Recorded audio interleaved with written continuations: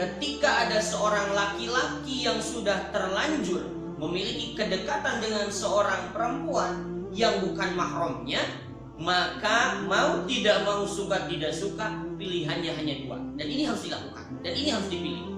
Yang pertama apa? Yang pertama pilihannya adalah segera halalkan hubungan tersebut. Segera hubungan tersebut diresmikan dalam hal apa?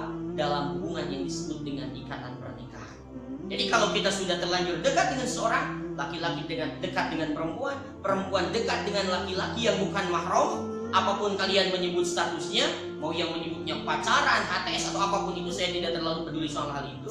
Tapi apapun statusnya, apapun jenis hubungannya, yang penting ada kedekatan antara seorang laki-laki dengan seorang perempuan yang bukan mahram, maka pilihan yang pertama yang harus dipilih adalah segera halalkan hubungan tersebut, artinya segera masuki jenjang, yaitu yang disebut dengan jenjang pernikahan. Itu mau tidak mau seperti itu.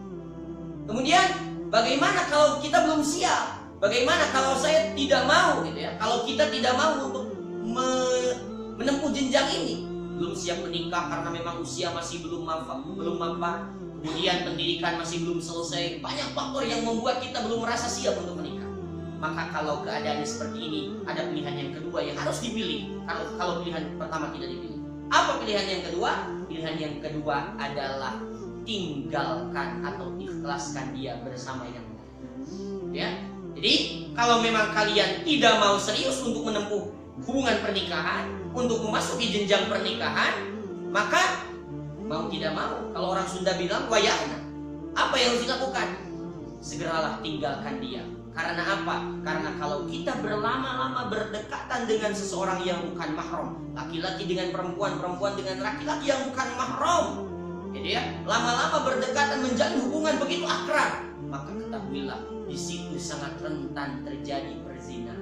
Di situ sangat rentan terjadi hal-hal yang dilarang oleh Allah Subhanahu wa taala. Betapa akan sangat besar dosa yang akan kita tanggung ketika kita menjalani sebuah hubungan yang dengan seseorang yang bukan mahram. Semakin lama hubungan itu kita jalin, maka akan semakin besar dosa yang akan kita tanggung. Oleh karena itu, jangan berlama-lama dalam dosa, segera putuskan mau dinikahi atau mau diikhlaskan untuk yang lain, atau mau ditinggalkan. Ya, jadi jangan sampai kita mau berlama-lama bergelimangan dosa. Karena apa? Karena kita tetap berada dalam sebuah hubungan yang hubungan itu jelas saja haram. Hubungan itu jelas saja hubungan yang tidak ada dalam syariat agama Islam.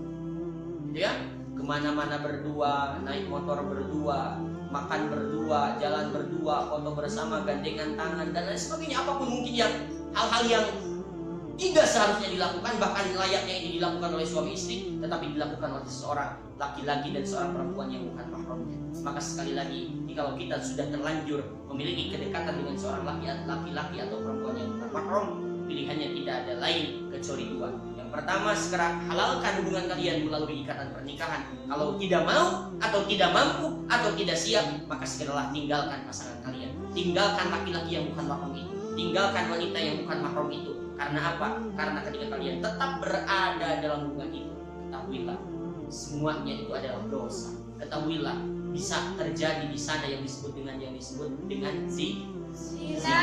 Maka harus kita hindari, karena zina adalah dosa yang besar, dosa yang sangat dibenci oleh Allah Subhanahu wa taala. Dosa yang dibenci oleh Allah Subhanahu.